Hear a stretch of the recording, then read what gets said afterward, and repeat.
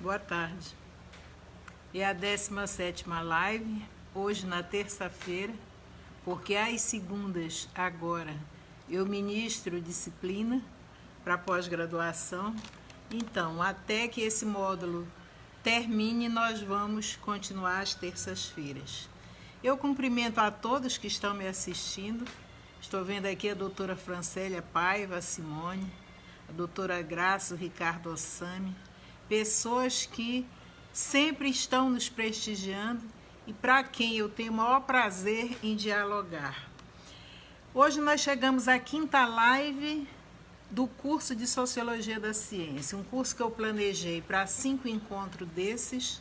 É possível que eu não aborde todos os pontos de interesse de todos, mas eu tenho convicção que o núcleo do pensamento da sociologia, do conhecimento, da sociologia do conhecimento científico e os fundamentos de uma antropologia simétrica estão postos nessas 5 lives que nós desenvolvemos. Eu começo o curso hoje apresentando um texto do Bruno Latour que se chama Guerra da Ciência, né? É um texto emblemático, porque marca aquilo que ele chama uma virada no diálogo do Bruno Latour com os seus interlocutores do Programa Forte de Sociologia e do diálogo do Bruno Latour com a antropologia simétrica, né? E eu diria que no momento em que ele fez esse texto foi feito para o público brasileiro, o Latour estava em pleno debate com David Bloor sobre o Programa Forte de Sociologia. Já havia saído aquele texto, que é a réplica do Bloor ao Bruno Latour, um texto muito forte que se chama Anti-Latour, né? E ele estava censurando, de alguma forma, os modos pelas quais esse diálogo tinha saído do âmbito interno do programa e se espalhava, né, por todas as contribuições do Programa Forte, em Edimburgo, na Inglaterra e mesmo na França e já nos Estados Unidos. O que o Bruno Latour aborda nesse texto que ele chama de Guerra da Ciência? E ele começa a dizer assim: é costume perguntar, em minha opinião, sobre aquilo que os americanos chamam a Guerra das Ciências, Science War. Aos olhos de um reduzido número de cientistas, de maior ou menor prestígio, muitas vezes físicos, mas nem sempre, a universidade foi tomada de assalto por um bando de obscurantistas chamado pós-modernos, que há 20 anos solapam as bases da civilização ao negar que se possa atingir verdades universais, depurada dos vestígios da fabricação humana. Não havia muito com quem se preocupar enquanto esses sofistas e céticos se restringiam à literatura. Mas eis que agora, sob o nome de estudos da ciência, eles se põem a atacar a própria ciência. Ou seja, o Bruno Latour está falando como se ele fosse o grupo de cientistas da normalidade, né, do cânone dominante, que estivesse se dirigindo a ele. Ele está identificando no diálogo quem está do outro lado. E aí continua, com muita ironia. A universidade abrigaria em seu interior a serpente da irracionalidade mais desenfreada, sendo o próprio autor desta crônica acusado dos pecados mais sombrios. É preciso, como sugerem muito desses cientistas encolerizados, pôr termo a essa situação catastrófica, eliminando essas filosofias deletérias, quase sempre de inspiração francesa, e enviando o que de um deles denomina esquadrões da verdade, para fazer a limpeza dos departamentos. Os brasileiros, felizmente, capazes de interessar-se tanto pelas contribuições dos americanos quanto pela dos franceses, acham-se em posição privilegiada para arbitrar essa disputa, que não é tão absurda, como certos jornalistas querem fazer crer. Ele diz: da perspectiva dos cientistas, ou melhor, dos epistemologistas, é inevitável que toda pesquisa sobre o vínculo entre as culturas no plural e a ciência no singular apareça como uma ameaça. Eles tomaram hábito, durante os séculos, de construir a vida política ocidental sobre o seguinte modelo: nós já sabemos o que forma o mundo comum de todos os habitantes da Terra.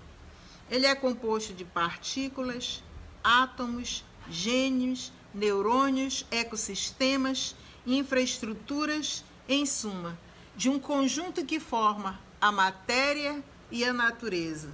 Mas, somente depois, existe o que não forma mais o mundo comum, causando, ao contrário, nossas divisões, nossas diferenças, nossas disputas, nossas particularidades. Tudo isso que nos divide se denomina no plural culturas, quando se consideram os grupos, ou psicologias, sempre no plural, quando se consideram os indivíduos. Esse modelo de organização política, portanto, combina com o mononaturalismo ou com o multiculturalismo. Ou seja, o Bruno Latour abre a polêmica entre os cânones dominantes no interior das universidades e aquilo que estava acontecendo internamente no ambiente do programa forte de sociologia, ou seja, estava posta em causa a estratégia predominante do projeto do qual Bruno Latour é oriundo. Soma-se a essa atitude o reforço da definição da teoria ator-rede, que nós abordamos no fim da live anterior, e os desdobramentos que a composição dessa teoria vai acrescentando aos princípios do programa Forte. A crítica mais profunda, do ponto de vista interno, é a ausência de reflexividade, como nós abordamos em outras lives. Por outro lado, o avançar da teoria ator-rede e alguns processos internos do desenvolvimento dessa teoria é essa que orienta a ação científica do Latour ao exame das ciências que não são sociais, ou dos projetos científicos considerados da hard science, faz com que o Bruno Latour galvanize forças para esse enfrentamento. No fundo, o que ele vai nos dizer, o que ele vai deixar claro nessa guerra de ciências, que eu não vou ler o texto todo, que não se tratava só de uma resposta do cânone dominante ao chamado irracionalismo científico, que era a forma de desprestigiar os avanços do programa Forte, especialmente da parte da filosofia da ciência. Mas o que estava em causa, no fundo de tudo, era muito menos o prestígio científico e mais o controle sobre a legitimidade da fala científica e sobre os desenvolvimentos do conhecimento, que não era só o científico. E isso o Bruno Latour diz sobre essa aparente guerra entre grupos de universidade, sobre essa aparente guerra entre a sociologia e a antropologia da ciência, sobre essa aparente guerra entre o conhecimento comum e o conhecimento científico, se esconde outra guerra, que é uma guerra contra aqueles que querem avançar no conhecimento e que querem imprimir ao conhecimento outros sujeitos epistêmicos, que é o que o Bruno Latour vai fazer. Então, esse diálogo da sociologia da ciência se trava com a história da filosofia e com a história da sociologia, para a gente fazer uma síntese das abordagens anteriores. no ambiente da história, da filosofia e da sociologia da ciência, não mais da sociologia em geral, mas de uma sociologia com disciplinamento particular. O que resulta desse diálogo ou desse encontro e até, podemos dizer, desse confronto de ideias é uma influência crescente dos aspectos sociais nas explicações filosóficas da ciência. Não se trata mais apenas de debater a lógica da descoberta e a lógica da legitimação, ou a convergência de ambas, ou os contextos sociais do desenvolvimento científico, mas trata-se agora de imprimir uma influência crescente dos aspectos sociais nas explicações filosóficas sobre a ciência, ou seja, entre 1920 a 1960, esse procedimento de institucionalidade, não é? Dessa influência crescente vai se concretizar nos programas que nós vimos com Roberto Merton, com Pierre Bourdieu, com a própria instituição do Programa Forte de Sociologia e agora com Antropologia Simétrica. Gradativamente, esse diálogo também produz uma diluição das diferenças entre a filosofia e sociologia da ciência. Obviamente que isso é um ponto de vista. Um ponto de vista, por exemplo, para o Thomas Kuhn. Mas talvez não seja o ponto de vista do Karl Popper, ou não seja o ponto de vista dos cânones clássicos e da formulação clássica, não é? Da filosofia da ciência e até das dimensões da epistemologia e da ontologia, não é? Depois, o programa Forte e a teoria ator-rede põe o David Bloor e o Bruno Latour no começo em consonância e depois no processo de afastamento. É preciso sublinhar qual era o ponto de discordância fundamental de Latour ao programa Forte, né? E vocês podem, no geral, dizer a discordância maior era o uso dos conceitos de natureza e sociedade. Ou seja, a sociologia, enquanto disciplina científica, dava o tratamento à sociedade e a ciência do social e a explicação do social pelo social como um construto inevitável, né? Assim como as ciências da natureza abordavam a natureza também, não só como um elemento próprio do objeto do desenvolvimento científico, mas como algo que era externo à atividade humana. Pois bem, esse princípio da simetria que eu falei na live passada, que era o princípio mais criticado no programa de Sociologia Forte, para o Bruno Latour, ele não é só aplicável ao programa de Sociologia, ele passa agora a ser aplicável em todos os aspectos do desenvolvimento do conhecimento. Então, o Bruno Latour, a partir da crítica do Bloor, não é? E do diálogo sobre o princípio da simetria agora generalizada, avançam na crítica sobre as dicotomias existentes no desenvolvimento do pensamento científico. A dicotomia verdade, falsidade, racionalidade e irracionalidade, natureza e sociedade, onde a concentração da crítica era maior.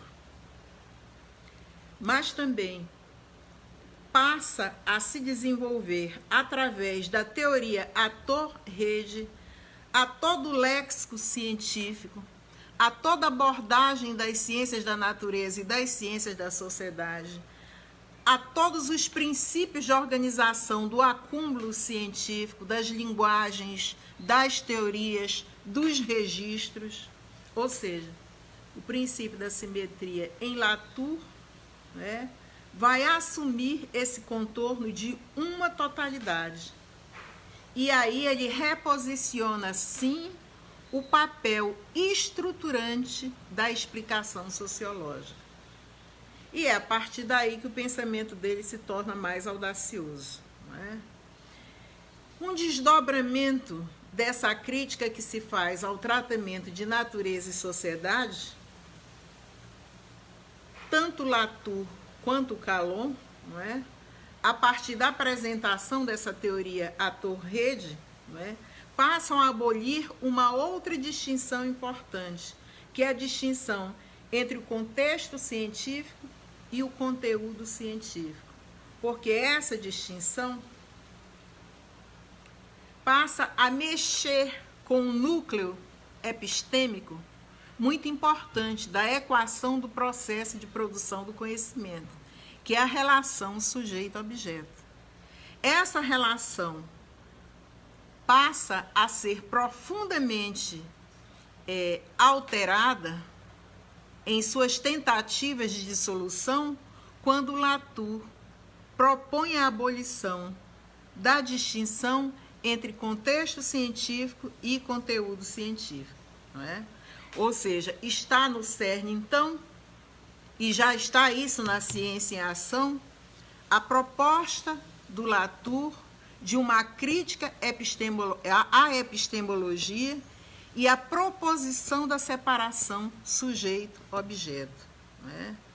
E, segundo Latour, é a partir dessa superação, né, da separação entre o sujeito e o objeto, que nós vamos dar conta de separar, não é, ou de ultrapassar a ciência moderna, aquela ciência que tem fundamentos a partir do Renascimento, que se desenvolve e assume o seu esplendor entre os séculos 17, 18 e 19, que chega no século XX, antes da Primeira Guerra Mundial, com toda a arrogância e prepotência de ser uma estratégia de intervenção humana, não é? De modificação do mundo, e que passa a ser questionada nos seus fundamentos, tanto do ponto de vista político, de uma crítica a essa arrogância e essa configuração de potência absoluta da ciência, não é?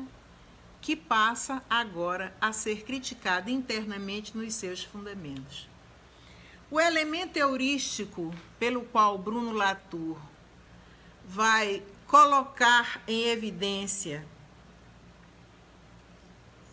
a crítica ao conceito da separação entre natureza e sociedade e a crítica epistemológica à separação entre sujeito e objeto, né, vai ser desenvolvida no livro, não é, a Esperança de Pandora,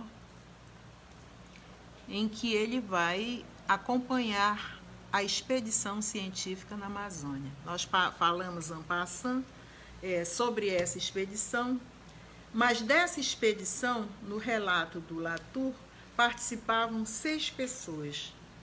Uma professora brasileira que ensinava botânica numa universidade local, uma geógrafa ou geomorfologista brasileira, um técnico brasileiro, 2 franceses pedólogos, um filósofo antropólogo francês, que era o próprio Latour, não é? E essa pesquisa se desenvolve, como nós sublinhamos na live anterior, no Instituto Nacional de Pesquisa da Amazônia, onde Bruno Latour passa a seguir um projeto, né?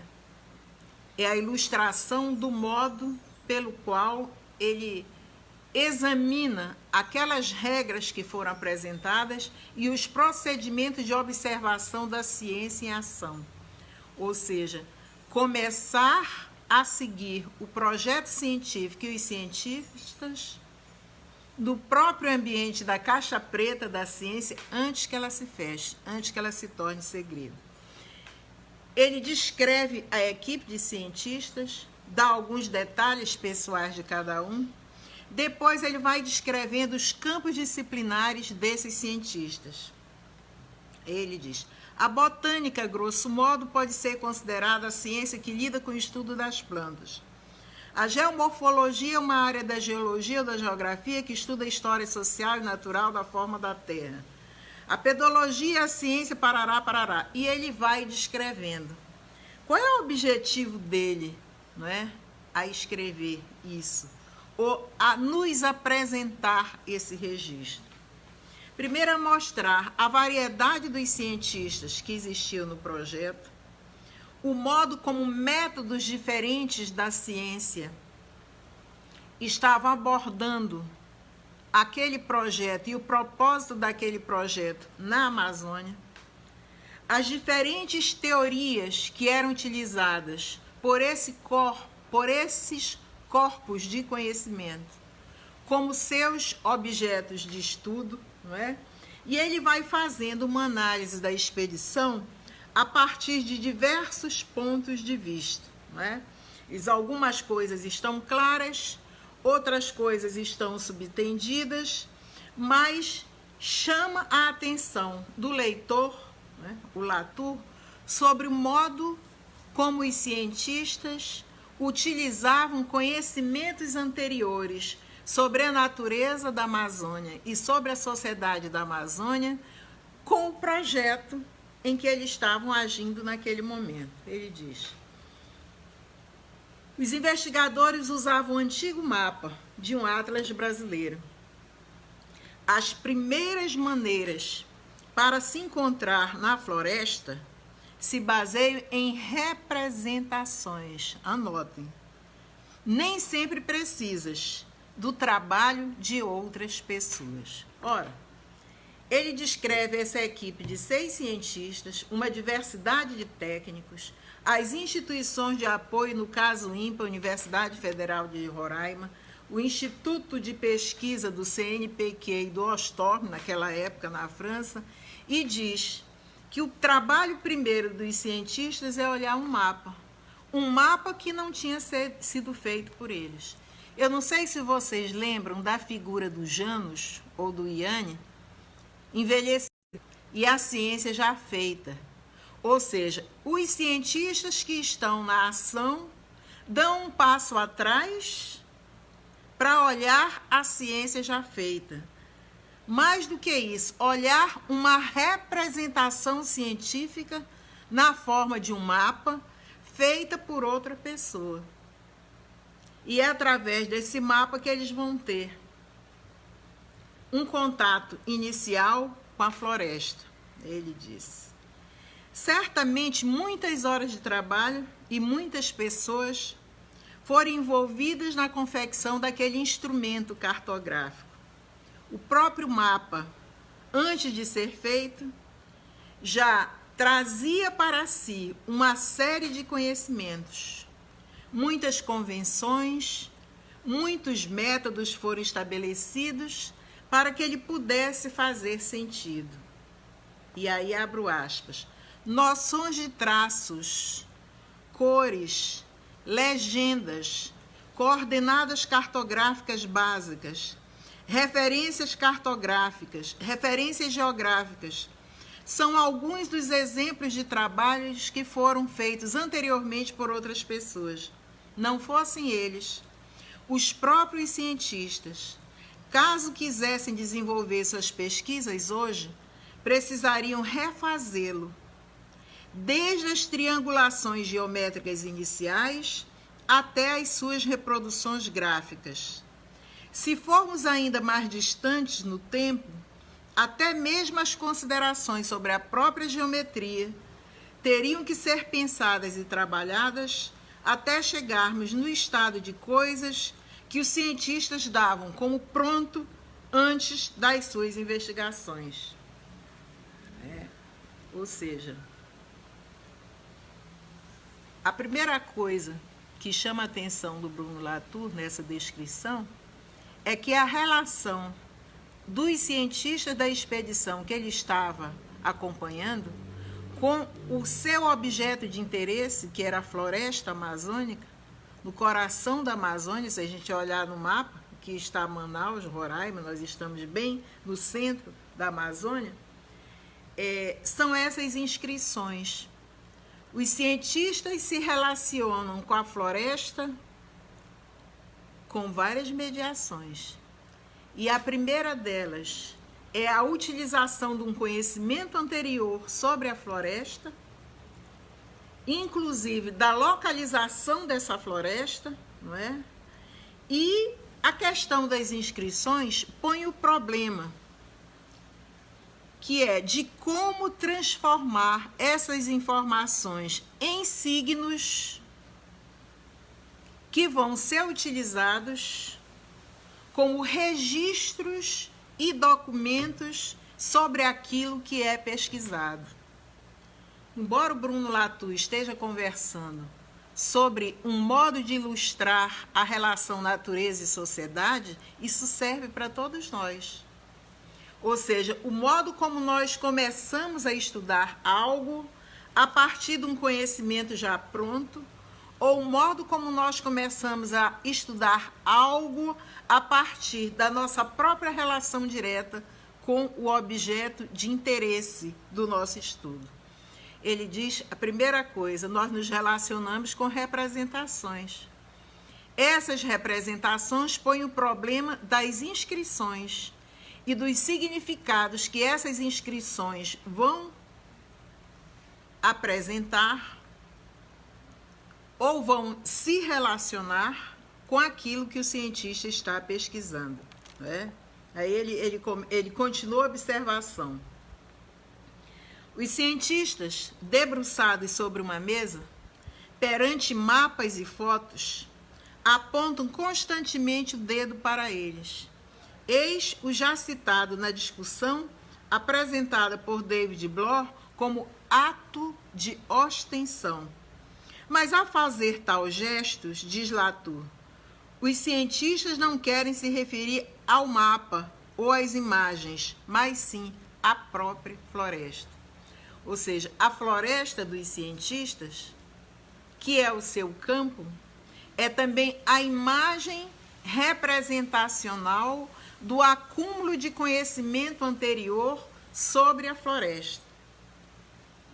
Mas eles vão ao campo. E eles vão ao próprio campo, não é?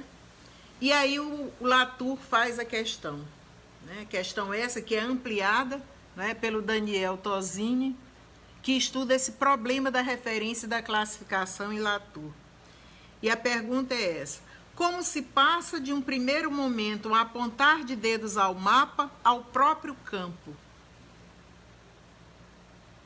Na cabeça dos cientistas, eles já estavam no campo desde a expedição. Ou, como de um todo complexo de árvores, mato, terra, cores, movimento, um todo desconhecido, chega-se ao domínio daquilo que se está observando, representando por mapas, coordenadas cartográficas, etc. Este é o clássico problema da referência, que é tratado por filósofos da linguagem e da ciência e pode ser expresso na seguinte pergunta: como as palavras se correspondem ao mundo? Não é? Ele lembra do livro do Foucault, As Palavras e as Coisas. Trata-se exatamente dessa relação. Como você transporta o conteúdo de um conceito, uma noção, uma categoria, né, para a realidade observada. Seja essa realidade em construção, como o Bruno Latour está acompanhando nessa expedição, seja a Amazônia, que era a realidade que estava sendo examinada, já conhecida, registrada nos mapas, nos livros, nos tratados.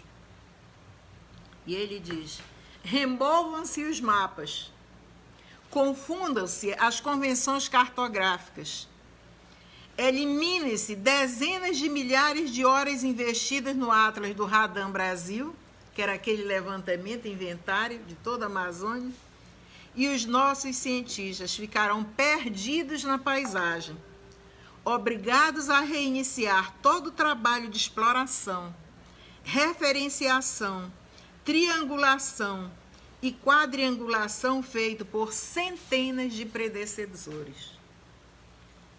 Eu sempre chamo a atenção para essa questão, né, que muitos interlocutores, muitos colegas não entendem às vezes por que esse retorno, por que essa referência anterior.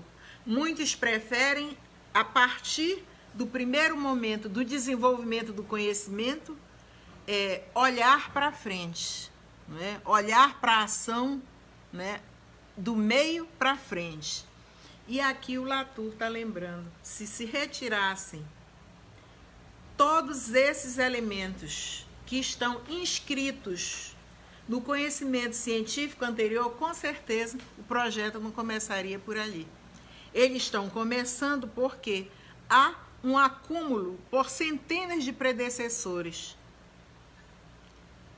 que inventariaram, representaram, conferiram, não é? Exploraram e que apresentaram aos novos cientistas aquele acúmulo para o desenvolvimento do conhecimento.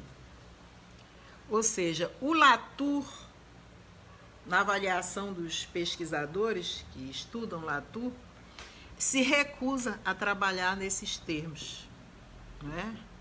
De separar o sujeito-objeto, não é?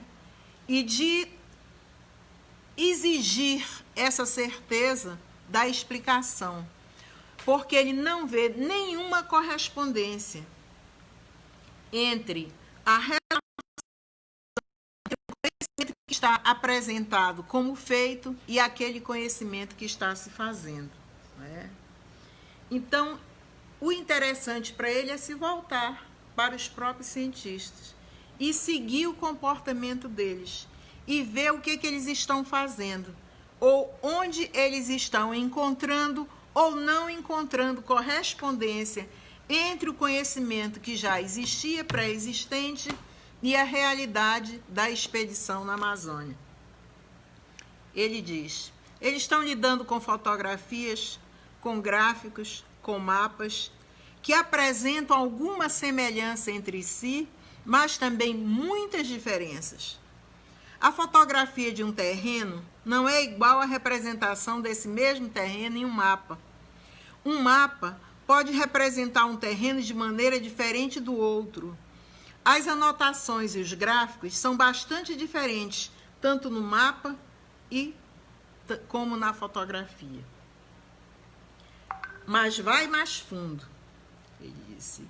Mas o que é esse campo? Onde é que esse campo começa? Quando os cientistas vão unidos de inscrição, chama dessas inscrições mapa, foto, gráfica, etc. e tal, eles falam delas ou do mundo, não é? Eles falam algo que está fora do discurso ou ele traz algo para dentro do discurso do cientista. Segundo Tozoni, são essas as indagações que levam o Latour se posicionar criticamente diante desse campo. E ao chegarem no campo de pesquisa, um espaço de terra no meio da floresta amazônica, Latour percebe que o próprio campo de estudo não é a floresta em si. O lugar onde seus colegas franceses, os pedólogos, vão trabalhar é um local todo delimitado, registrado e marcado pela sua colega botânica. A própria floresta naquele momento não é só uma floresta ou só uma parte dela, mas um laboratório. Ou seja, com os mapas anteriores, com os dados do projeto Radan, com os gráficos, com as fotografias do terreno, os cientistas procuram correspondência entre as inscrições e as cognições já realizadas por outras pessoas e a realidade que eles estão investigando. Quando Latour se defronta com o campo e com a realidade, vê que o próprio campo já é um território todo demarcado, não é? Que a floresta já é um laboratório e que o estudo da floresta em si, tem a impressão que ele pensava que seria na floresta profunda, sem nenhuma intervenção humana, não era mais um estudo de primeira ordem, não é? E ele passa a informar. Há registros por toda a área. Árvores possuem números e marcas. Durante a expedição, a botânica que já atua ensina e pesquisa naquela região. Continua a coletar amostras de plantas. Mas sua pesquisa não trata somente sobre a floresta. E naquele lugar, ou ao menos não se conclui lá. O estudo da botânica não ia se concluir naquele campo. Depois de coletar uma série de amostras, ela as leva para um laboratório e trata cada uma das plantas que recolheu, secas de uma determinada maneira e a tal temperatura, para que elas se livrem de fungos e para que elas possam ser mantidas por longa data. Depois disso, ela organiza aquilo que coletou, relacionando ao material às suas anotações e, por fim, arquivando-o em fichários e armários ordenados. Seu objeto de pesquisa passa a ser não a floresta, assim como a floresta não é a floresta, é um laboratório, mas passa a ser essa série de inscrições produzidas a partir dela. Que inscrições? Os registros, os dados da temperatura, a qualidade das folhas, não é? As anotações que foram resultadas disso, o modo de ordenamento desse material. Né? O Latour está dizendo, o objeto de pesquisa passa a ser não a floresta, mas as inscrições que foram produzidas a partir dela. Tais inscrições servem de referências para os outros cientistas. E a referência passa a ter, então, uma dupla função. Uma função de indução a partir das próprias inscrições já realizadas sobre as plantas que constituem essa floresta, ou se constituir em objeto de confirmação de alguma hipótese de plantas já tratadas, já classificadas, já ordenadas e já armazenadas, né? Porque vão servir como representações daquela espécie. E vão servir também como garantia para a cientista que realizou o trabalho e para os interessados, para os quais ela vai apresentar confirmações, deduções, não é? E ele diz, soma-se a visita da floresta às plantas coletadas, aos dados coletados e produzidos pela botânica, mais uma série de outras informações disponíveis em outras revistas científicas. Aí ele diz, as vantagens dessas informações e dessas inscrições é que nós podemos transportá-las, nós podemos transitar por elas. E isso dá mais conforto, mais organização, mais possibilidade de juntar, mudar de lugar, manipular os dados e de institucionalização dos conceitos criados. E o conhecimento é o produto dessa organização e desse conjunto de procedimentos aparentemente pueris, mas que tem distintos níveis de manter a informação com uma inscrição validada por quem está obtendo e se utilizando dela. E ele vai dizer, puxa, né? A contemplação da floresta é somente uma parte disso. Ou seja, aquilo que se considerava como se fosse o campo mais importante. O que o Latour vai nos trazer como uma observação preciosa entre aquilo que está inscrito e a descrição do mundo, né? Entre o hiato entre as palavras das inscrições, dos conceitos, das teorias, das hipóteses e as coisas que estão sendo observadas, né? Ele diz, na verdade, a referência não é direta entre a inscrição e a realidade que está sendo examinada, mas ela é um longo percurso de mediações. E é isso que nós temos que, de alguma forma, né, observar. E ele continuou observando a equipe de pedólogos, do geomorfologista, não é? Do papel da botânica que ele acabou de descrever, e a primeira análise que esses pesquisadores fazem do campo, não é? E o modo como eles demarcam o terreno, as ferramentas que eles utilizavam, a profundidade e os tipos de solo, os tipos de equipamento que eles estão usando como ferramenta técnica. Aí ele registra. Todos esses equipamentos permitem a manipulação da floresta? Permitem, né? Mas permitem também o estabelecimento de protocolos, a comparação de amostras e a comparabilidade de resultados. Ou seja, mesmo que a ciência em ação esteja sendo acompanhada pelo Bruno Latour, o projeto em si, ele já carregava um conjunto de acúmulo e de procedimentos científicos da ciência pronta, da ciência já feita, não é? Ou seja, não era manipulação da floresta a partir dali, mas a manipulação da floresta só tem utilidade para servir a observação dos protocolos já identificados do que seria observado, a comparação de amostras com outras amostras que já tinham sido inventariadas e a comparabilidade dos resultados, né? E assim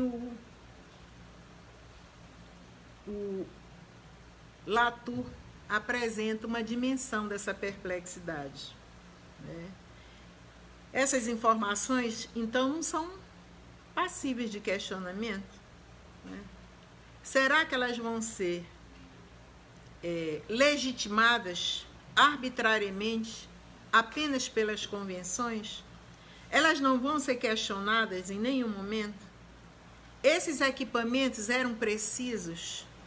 Eles produziam medidas compatíveis com aquilo que estava sendo esperado? Enfim, não é? O resultado físico de toda aquela expedição, para os cientistas, né? O Latour termina a descrição dessa parte com muita ironia, foram sacos com amostra de terra, etiquetas, anotações, cadernos, pedaços de terra, organizados de várias maneiras, ou seja, tudo isso para ser levado para longe da floresta, onde é organizado, registrado, descrito, tabelado e publicado em forma de artigos. Parte do que foi coletado também vai para o arquivo de laboratórios, servindo, como no caso da botânica, para um objeto que represente a totalidade de outros semelhantes, e para que sirva de comprovação das conclusões daquilo que foi afirmado pelos próprios cientistas. E aí o Latour passa a observar melhor o que discutem esses cientistas sobre esse material, né? Ou sobre o próprio campo, né? Essas discussões não passam muito perto daquilo que representa a floresta, não. E nem sempre os lugares em que eles estavam debatendo era o próprio lugar da floresta, mas eram lugares, ambientes que não estavam comprometidos com a pesquisa. Todas essas classificações, organizações, manipulações, movimentações e padronizações são usadas para transformar a própria floresta em um laboratório. É só assim que ela pode ser estudada. No final da expedição, os cientistas percebem que há um terreno argiloso de cerca de 20 metros do lado da savana. Pesquisadores percebem, contudo, que pode haver uma relação das atividades. Aí faz uma digressão entre as minhocas encontradas e as características do solo, ou seja, mas já no fim da expedição. O que o Latour retira de tudo isso? Ele diz: uma série de informações ao fim dessa expedição foram adicionadas ao conhecimento científico. Escreveu-se sobre a região, a Amazônia, sobre sua vegetação, sobre os diferentes tipos de relevo, sobre a textura do solo em diferentes posições, sobre os locais onde as atividades das minhocas podem ser localizadas, sobre as cores do solo, etc. Os cientistas mostram ainda uma série de gráficos, o Latour mostra esses gráficos, não é? No livro que ele publica dessa expedição do INPE, imagens, os resultados das análises que foram feitas, não é? E é muito interessante, e ele faz isso heuristicamente para nos mostrar a diferença entre as palavras e as coisas, comparar a imagem da floresta que foi produzida pelos cientistas e o relatório final desses cientistas.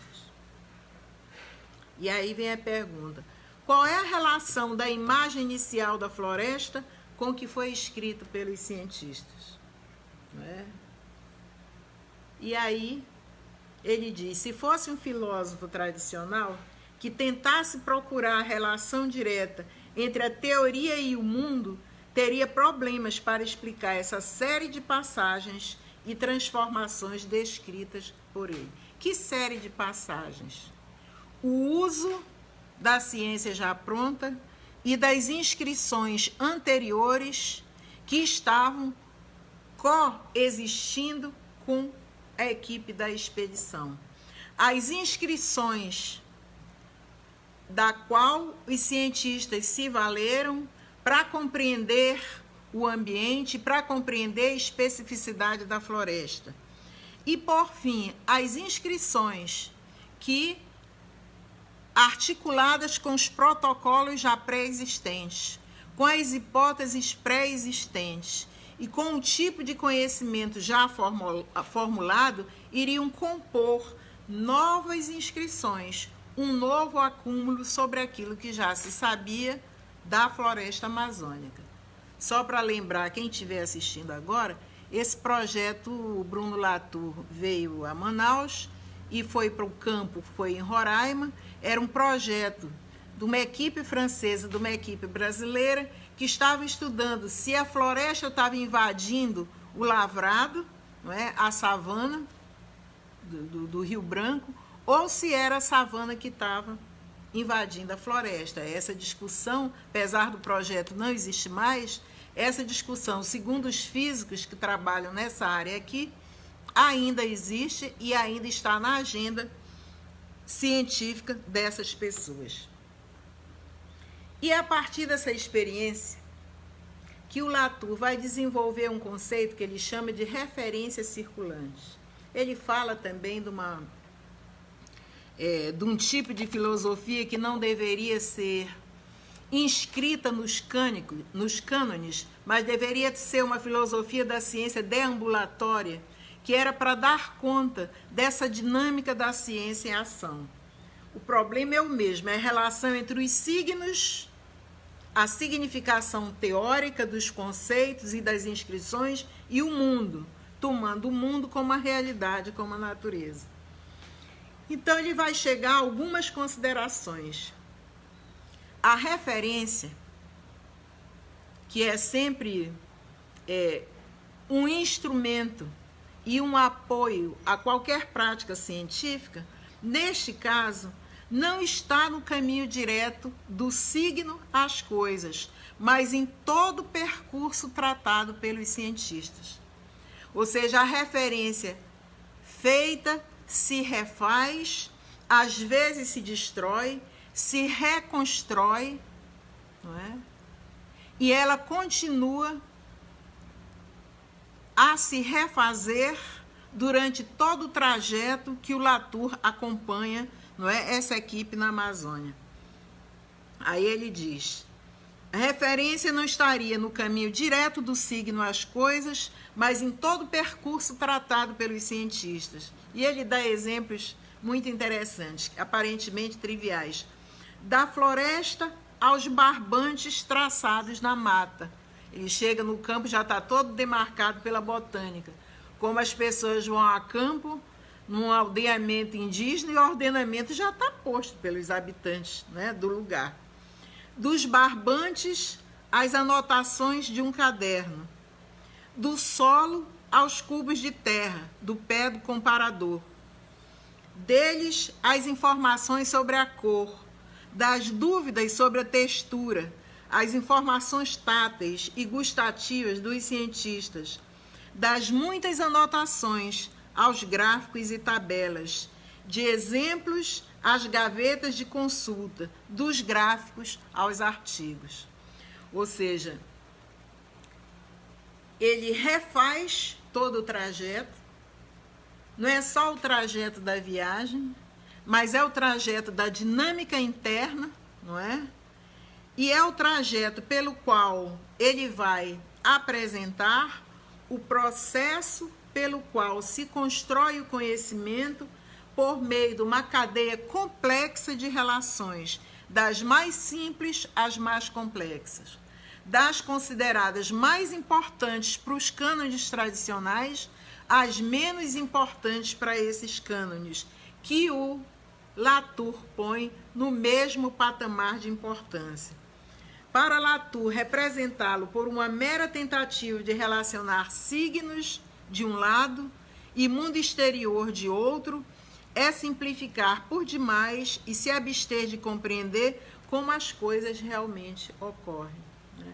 Ou seja, ele faz um quadro, não é, do que o cânone tradicional faria e de que o modo de observação que ele está nos propondo ou apresenta ao leitor pode permitir, por exemplo, examinar compatibilidade, padronização, texto, cálculo, circulação, universidade relativa, enfim, coisas que vão ser reduzidas nessa relação, coisas que vão ser amplificadas, não é? E as etapas de cada um, ele diz. A cada uma dessas etapas, da ida ao campo, ou ainda dos conhecimentos prévios necessários para ir a campo, até o relatório final, há um esforço dos cientistas de fazer com que algo permaneça constante.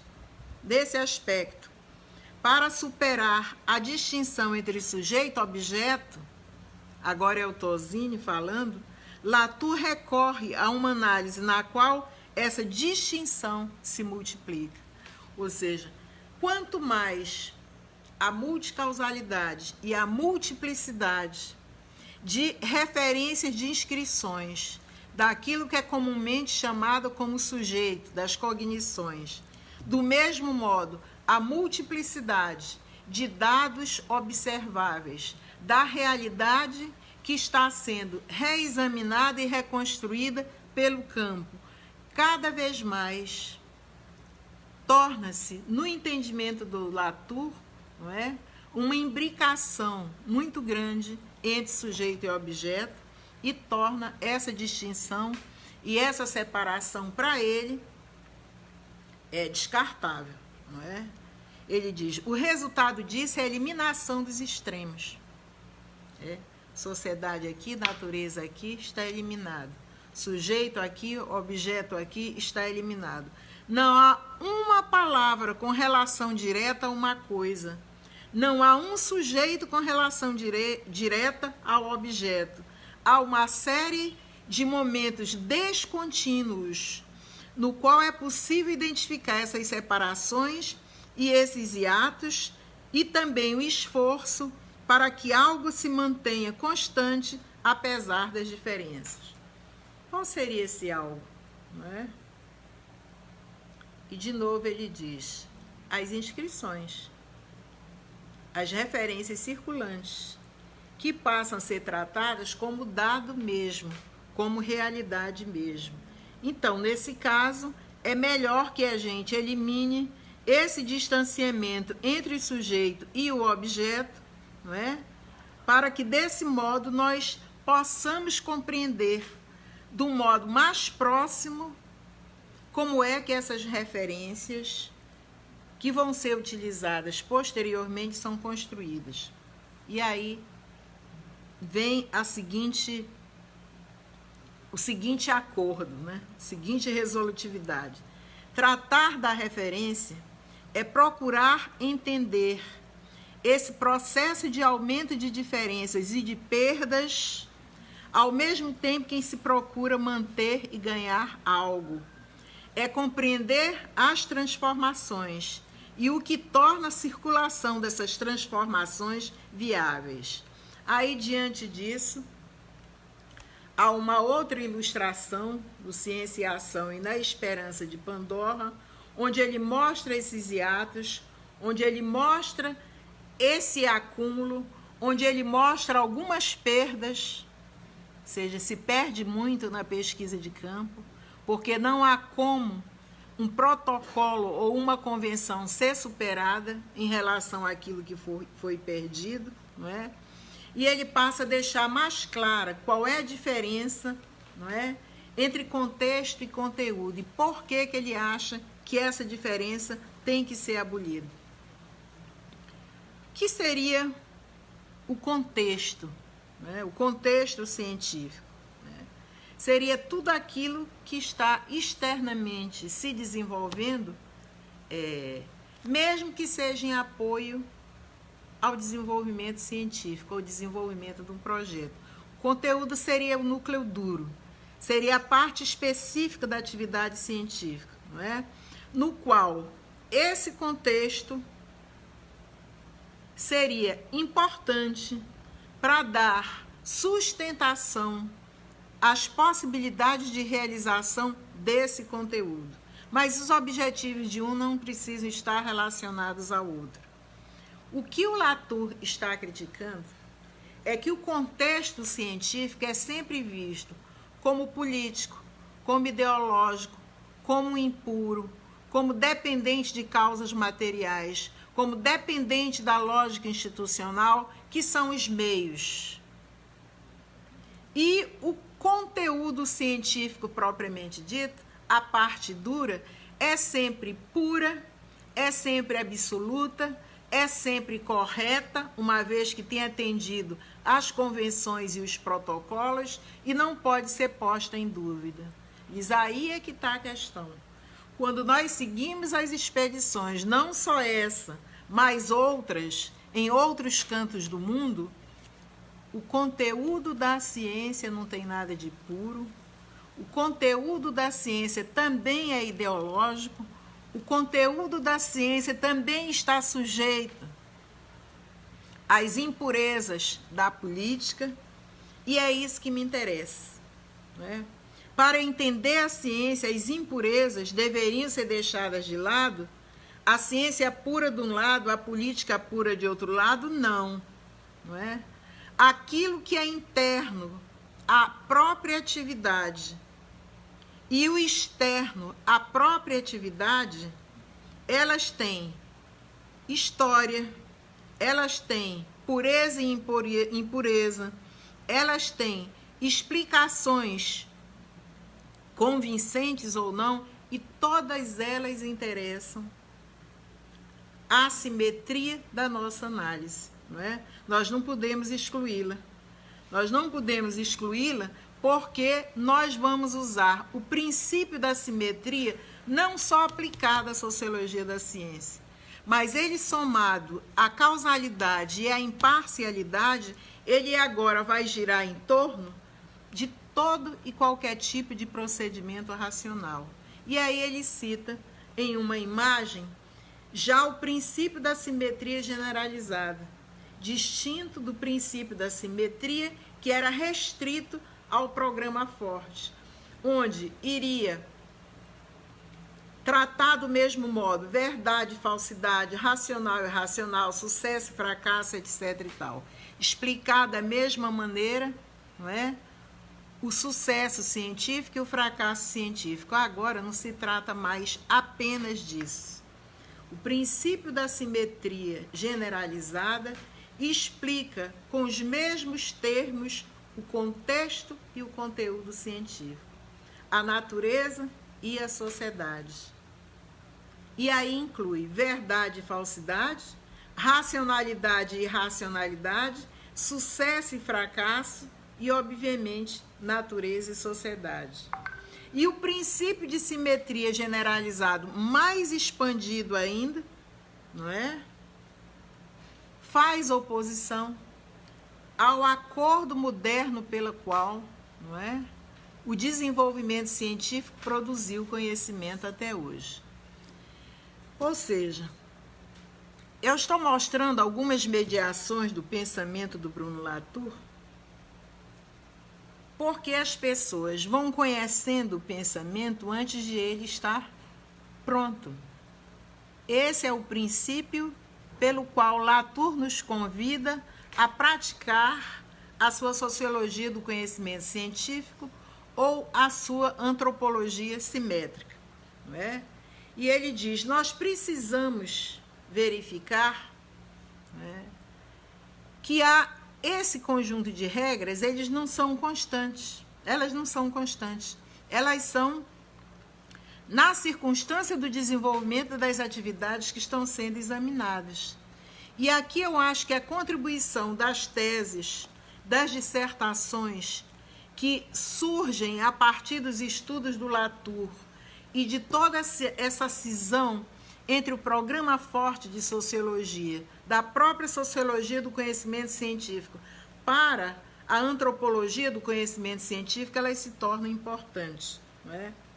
Além daquelas regras e dos princípios citados na penúltima live, e além dessa filosofia deambulatória e desse sistema de referência circulante, o Latour indica 5, vamos chamar, atividades ou regras ou indicações que devem ser pesquisadas no ato que a gente acompanhe um projeto com o intuito de observá-lo e de conhecê-lo. E quando eu for mostrar as aplicações ainda nessa live, eu acho que eu poderia ter escolhido outros, mas eu escolhi as aplicações que foram feitas no ambiente intelectual do próprio desenvolvimento do programa forte de sociologia e da antropologia simétrica do Bruno Latour. Ele chama isso de sistema circulatório da ciência, ou sistema circulatório dos fatos científicos, não é? E essas 5 atividades quais são, não é? Ele diz, são circuitos de ciência que vão definir a trajetória de alguma coisa, ou seja, são circuitos de observação em movimento. Não se estuda nada fixo. Lembrem da ciência já feita e da ciência que está sendo construída. Esses circuitos são nominados por ele de mobilização do mundo, de autonomização, de alianças, de representação pública e vínculos ou nós da atividade científica. Esse circuito de mobilização do mundo se relaciona à compreensão de como os não humanos são lentamente incluídos no discurso da ciência que está se fazendo. Quando Bruno Latour passa a descrever como é que a cientista brasileira, a doutora Edileuza, colhe a Terra e como é que eles vão, ao classificar aquele material, tentando aproximar com uma paleta de cores, qual é a cor da Terra, das amostras que elas coletaram, não é? Isso passa a se constituir também elemento da descrição, da produção das inscrições. Então, a terra, os gravetos, o barbante, a ordem da classificação da botânica, eles não são humanos, mas eles passam a se constituir em elementos do discurso científico também. Isso diz respeito ao esforço dos cientistas em transformar o mundo em algo móvel por meio de inscrições. É através das inscrições que o solo viaja para o entendimento de outras pessoas que estudam solo no mundo inteiro. Você não pode andar com um pedacinho de terra, não é, para explicar o solo.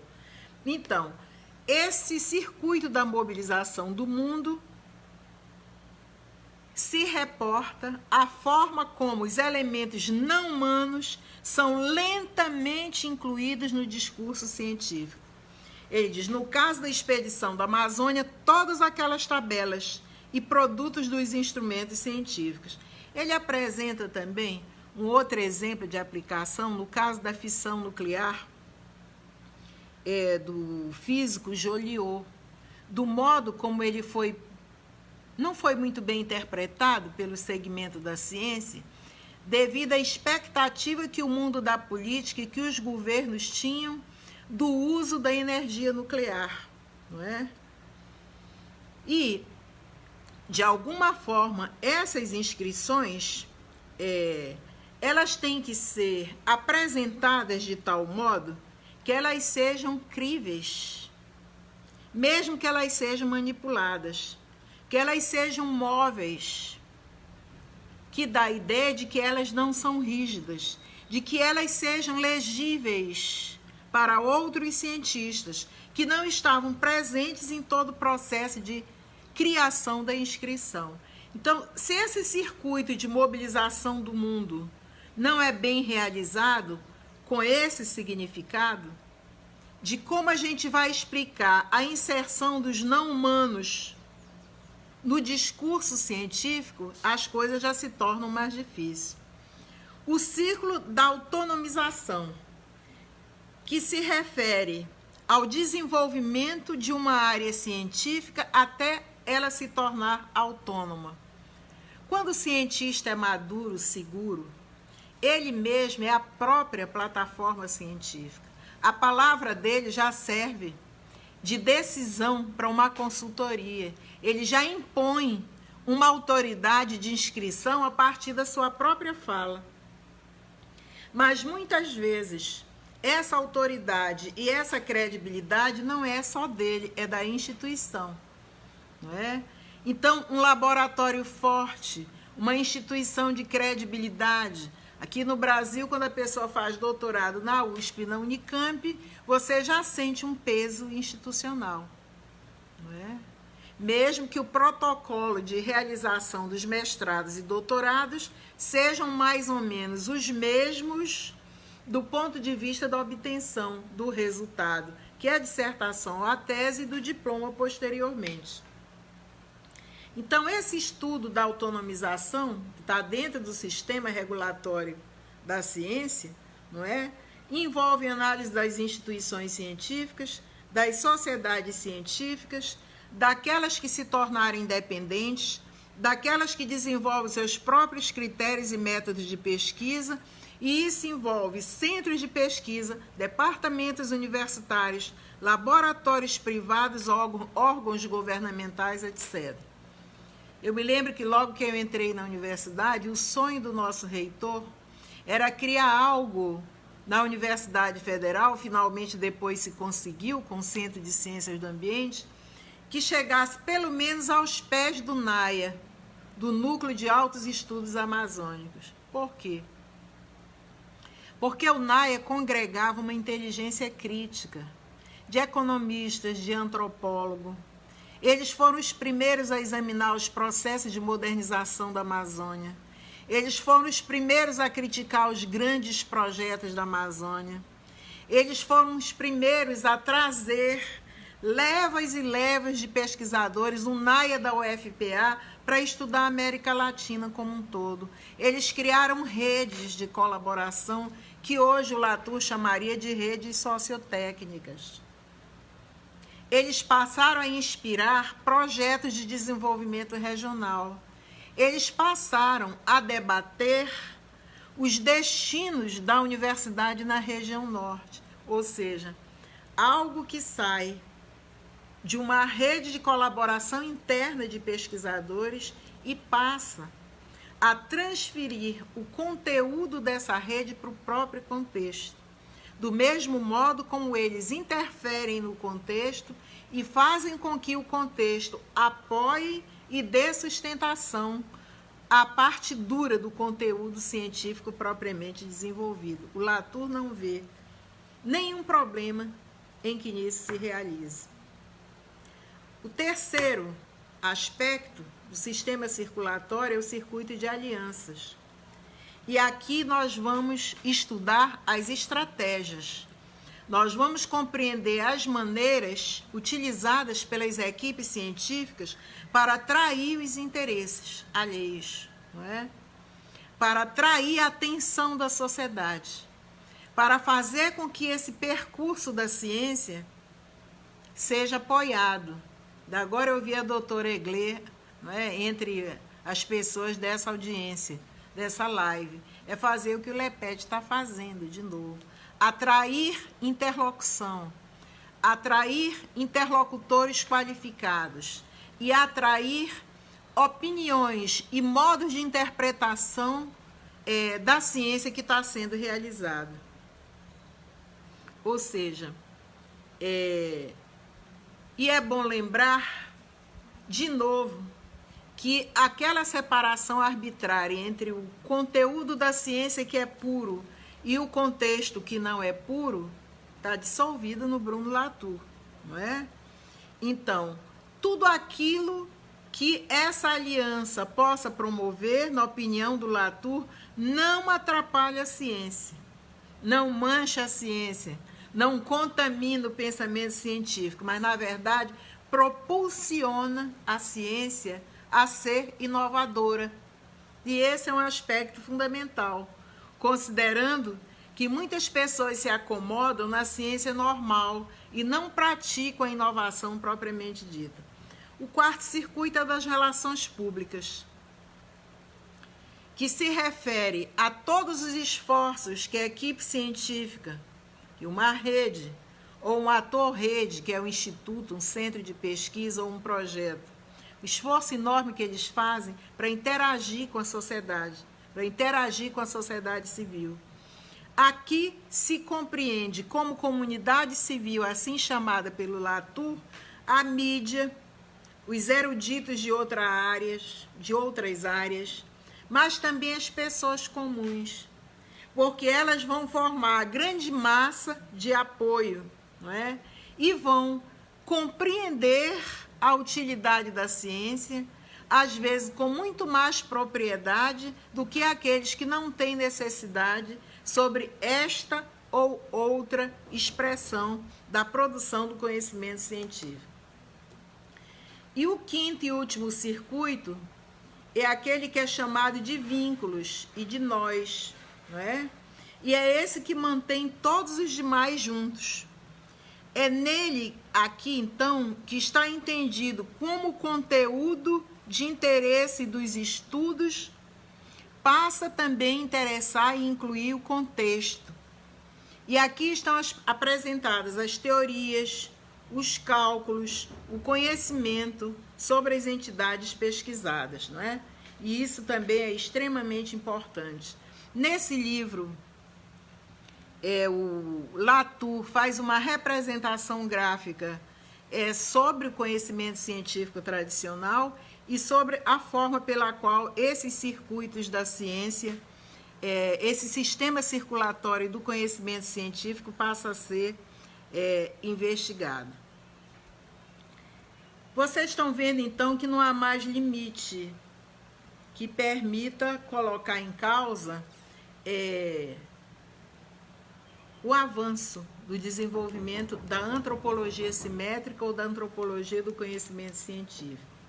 E o Tosini, na página 378, faz dois gráficos muito interessantes e muito ilustrativos sobre os constitutivos do programa forte de sociologia, não é?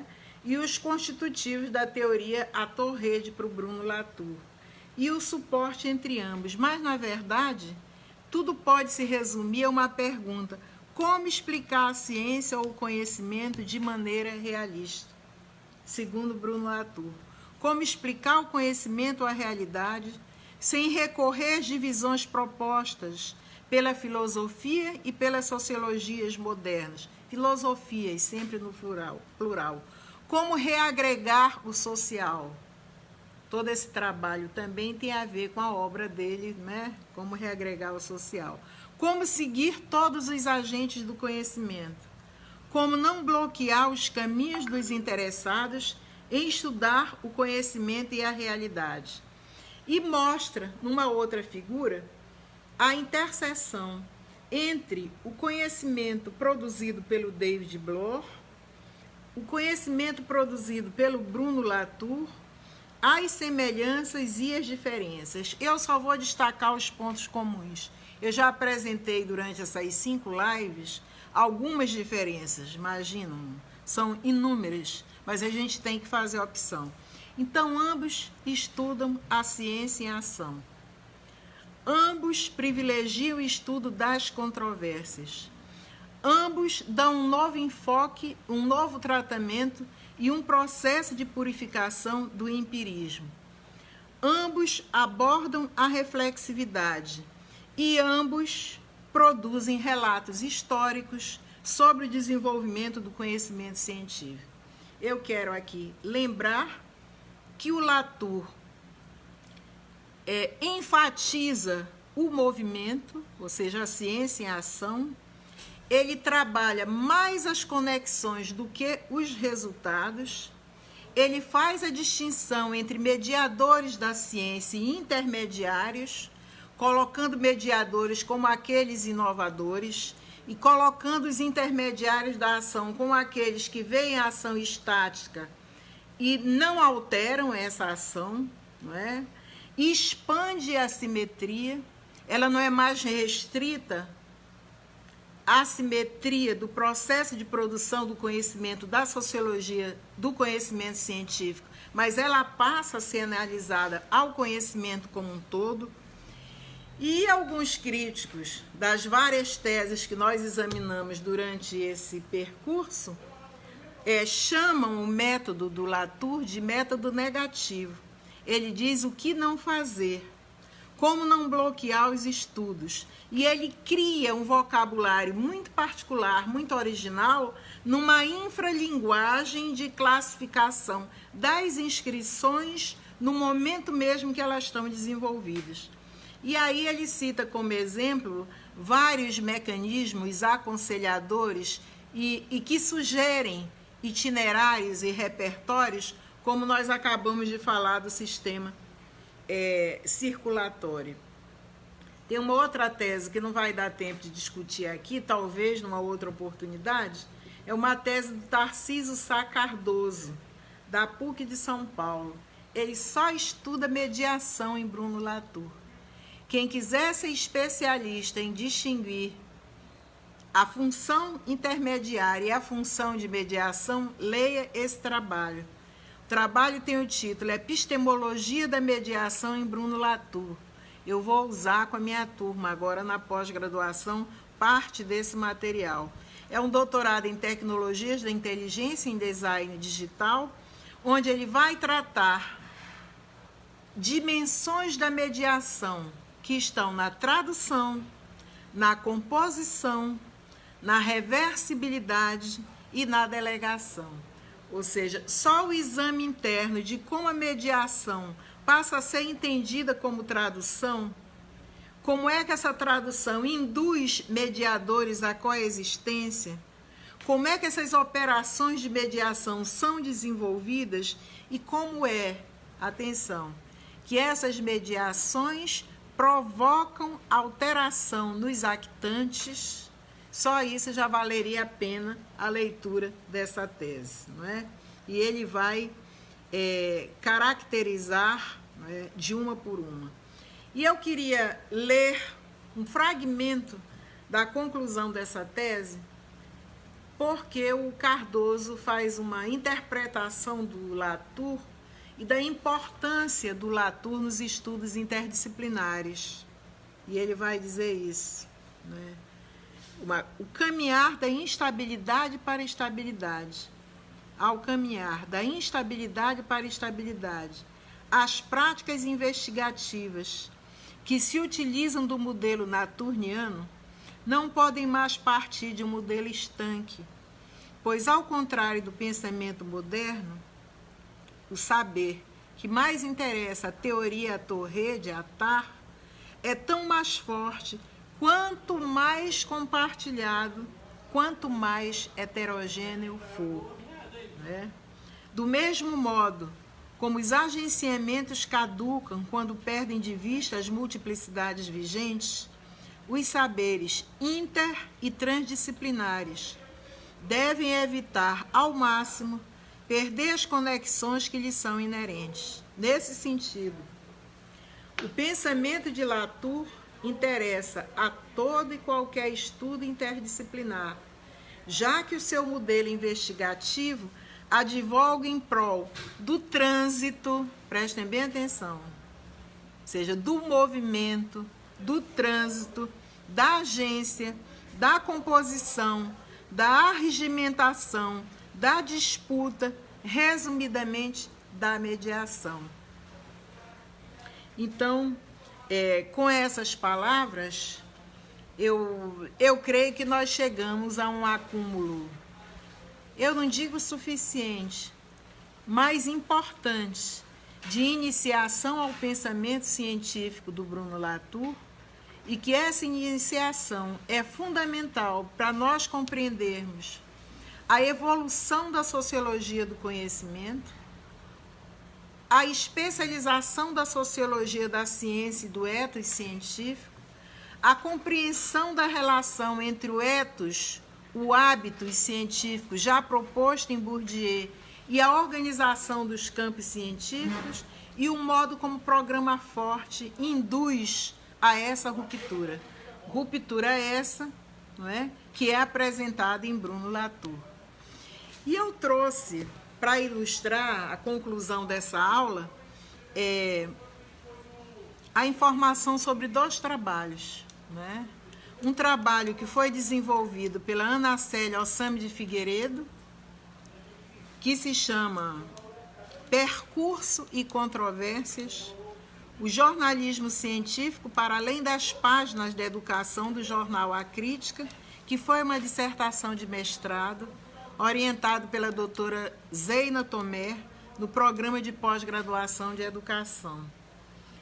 A preocupação da Ana Célia, como tem o epígrafe dessa tese, uma frase do Latour, né, já bem indica o que ela obteve a partir do modelo e da orientação de seguir a ação da produção do conhecimento, como Latour fez. Diz: a dificuldade de se escrever em artigos populares sobre a ciência é uma boa medida do acúmulo de recursos na mão de poucos cientistas.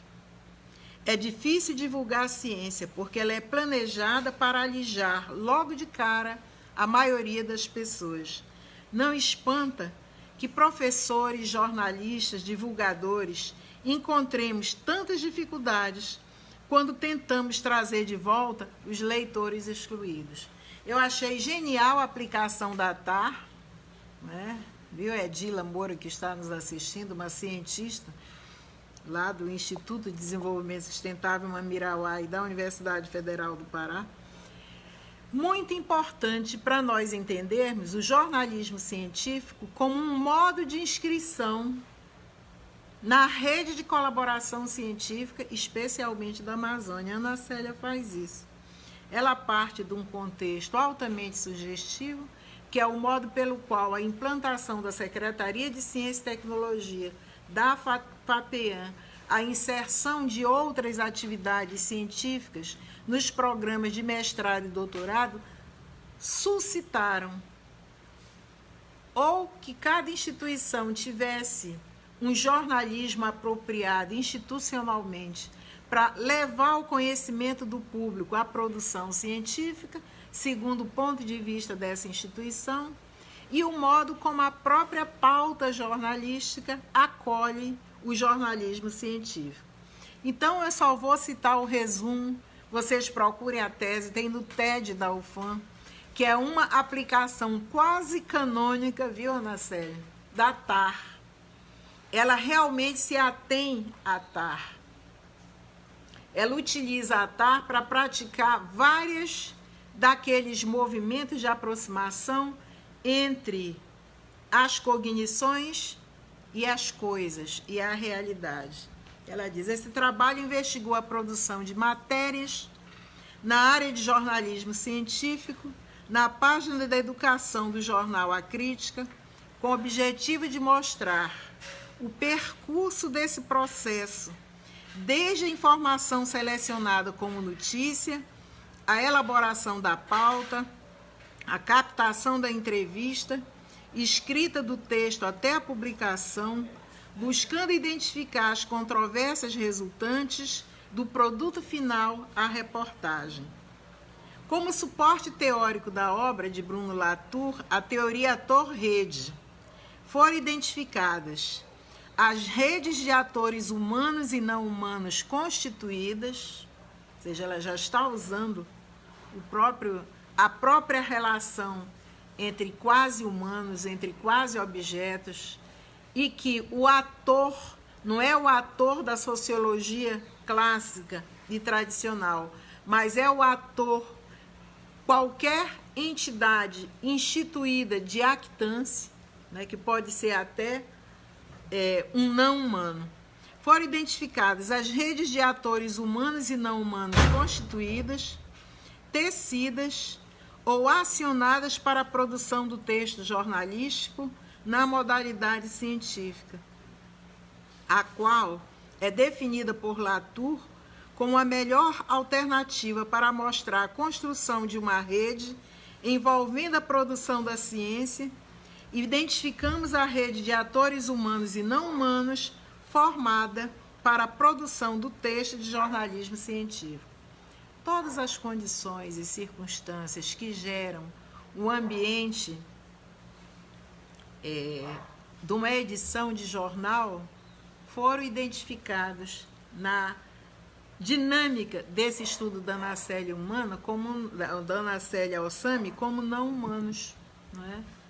E foi muito interessante o resultado desse trabalho.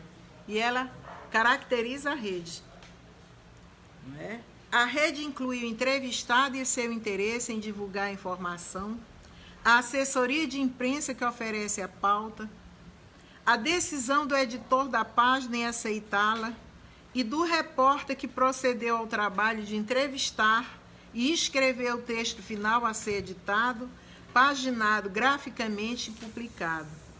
E esse estudo englobou 144 edições da página da educação do período de 2012, 2013 e 2014. Releituras do material selecionado, rodas de conversa com os entrevistados à época, enfim.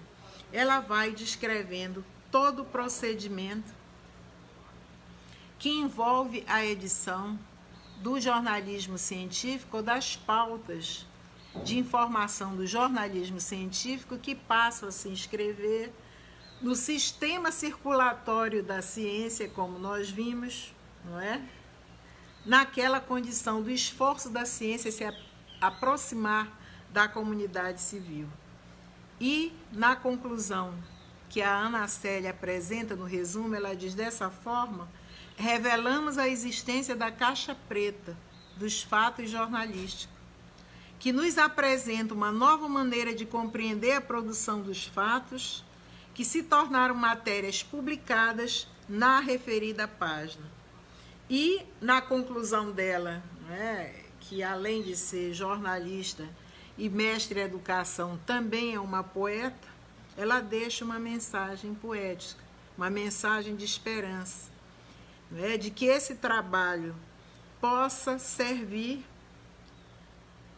para renovar as visões acerca do homem, da natureza, da sociedade, né? E que essas visões não sejam separadas, o mundo natural, o mundo da cultura não sejam vistos como separados, e que as ações humanas que provocam mudanças na natureza e na vida do planeta Terra sejam benéficas, ou seja, ela traduz também uma esperança de um novo procedimento científico. Leiam o trabalho, é um trabalho interessantíssimo, se aqui é apenas parte do resumo com o qual eu estou ilustrando uma aplicação da teoria ator-rede que foi realizada na nossa Universidade do Amazonas. E tem outras considerações ainda nessa conclusão da Ana-Célia. A outra aplicação da teoria do Bruno Latour é a que se chama ambientalização do campo científico, simetrias e assimetrias da pesquisa ambiental na Universidade Federal do Amazonas. É uma dissertação que foi defendida em 2017 pela Marquelise Siqueira. Muito importante esse trabalho. Foi orientado pela Kátia Schwartz, né? Doutora Kátia, nossa colega. E ela vai utilizar a teoria do Bruno Latour ao lado de outras teorias para caracterizar contextos e conteúdo da forma pela qual o Bruno Latour caracteriza, para configurar a rede dos cientistas que trabalham com a temática ambiental e o modo como essa temática ambiental foi introduzida na agenda de interesses da universidade, dos departamentos, desses cientistas, e às vezes por conta de um protagonismo deles próprios, não é? Para caracterizar as instituições científicas que estão presentes na Amazônia, que se envolvem com a problemática ambiental, mas a partir desse envolvimento, compreender como os grupos de pesquisa cadastrados no CNPq e na universidade trabalham a questão ambiental e como é que eles envolvem. E eu vou expor 3 objetivos desse trabalho, apresentados pela autora, também é um trabalho público, pode ser consultado no TED da UFAM, para vocês verificarem o modo como todas essas 5 lives que nós trabalhamos a sociologia da ciência se inscrevem nesses objetivos. Objetivo 1, conhecer a trajetória social dos cientistas líderes de grupos de diferentes áreas do conhecimento científico. Ou seja, ela tratou simetricamente a ambientalização. Ela não tratou apenas nas biológicas, ou ela não tratou apenas nas ciências agrárias. Ou seja, através da rede de cientistas envolvidos em projetos, ela passou a particularizar com acúmulo da sociologia do conhecimento e da sociologia do conhecimento científico, a caracterização da trajetória social desses cientistas líderes de pesquisa. O objetivo 2, investigar as vinculações entre a trajetória acadêmica universitária dos líderes dos grupos de pesquisa e a questão ambiental. De novo, a ciência em ação. De novo, perseguindo o movimento. Obviamente, ela não usou só o Latour. Ela seguiu um plano, não é? Estratégico de registro de informações organizadas sobre sujeitos e trajetória de vida, de inspiração do Geertz, né? Mas toda a problematização, todas as questões de pesquisa. E esse é o objetivo 3, que fecha o núcleo duro, vamos dizer assim, o conteúdo científico desse sistema de circulação científica da Marquelise Siqueira, estão declaradamente seguindo indicações, né, de procedimentos do Bruno Latour. E o terceiro objetivo é examinar a caixa preta da pesquisa científica que tem como foco a questão ambiental a partir da prática científica nos grupos de pesquisa. E aí ela diz, né, que o plano de organização social que permitiu compreender a temática estudada, o local, as narrativas e a trajetória é de inspiração do Geertz, mas as preocupações em seguir o campo são preocupações de percurso, não é? Com os quais o processo de ambientalização do campo científico da universidade foi realizado. Então, eu diria que vocês tiveram nessas 5 lives, no caso a nossa 17ª, uma quarentena que já está chegando ao fim, porque nas segunda-feiras eu já estou ministrando aulas na pós-graduação, vocês tiveram informações, quase um mapa, coordenadas, de onde vocês extraírem mais informações ou informações de interesse mais particularizado do projeto que vocês estão desenvolvendo para compreender a sociologia do conhecimento, a sociologia do conhecimento científico, a antropologia simétrica, a relação entre ciência e sociedade, não é? E, do ponto de vista epistêmico, a grande inovação de uma ruptura, não é? Que se concretiza ainda, porque ainda está em processo. Quase todos os pesquisadores e cronistas e interlocutores do Bruno Latour, e ele próprio, que nós trouxemos aqui em várias obras, eles advertem que essa é uma teoria que ainda está no início do seu processo de construção e que muito precisa ser feito. Eu queria mais uma vez agradecer a audiência, uma audiência qualificada. Estou vendo aqui o Salatiel me assistindo, doutora Pérsida Mick, doutora Edila Moura, a própria Ana Célia Ossami, que foi usada aqui como ilustração da TAR, da teoria ator-rede. Agradecer, inclusive, as perguntas que são demandadas depois da live, para quem me conhece mais diretamente e para quem me conhece só através desse instrumento, não é? E dizer que, para os alunos dos nossos cursos de pós-graduação, para os nossos cursos de graduação, a sociologia da ciência não deixa de ser um dos instrumentos mais privilegiados para exercer uma crítica sobre os fatos científicos já construídos, exercer uma crítica sobre os procedimentos em construção, questionar lugares aparentemente irredutíveis, inquestionáveis, tanto da sociologia clássica como da filosofia da ciência, questionar, inclusive, a pseudo-imparcialidade e a autodenominação de pureza de alguns domínios científicos, mas que, apesar de tudo, ninguém aqui desistiu de fazer ciência. Nós já progredimos muito com a ciência, não é? E ela se beneficia muito do seu processo de legitimação da sociedade, porque já se percebeu que é em ambientes democráticos que ela produz muita inovação, mesmo que também, diante de necessidades, ela seja demandada para produzir respostas para melhorar a sociedade e melhorar a nossa vida em sociedade. Muito obrigada. Na próxima semana eu estou de volta. Um abraço.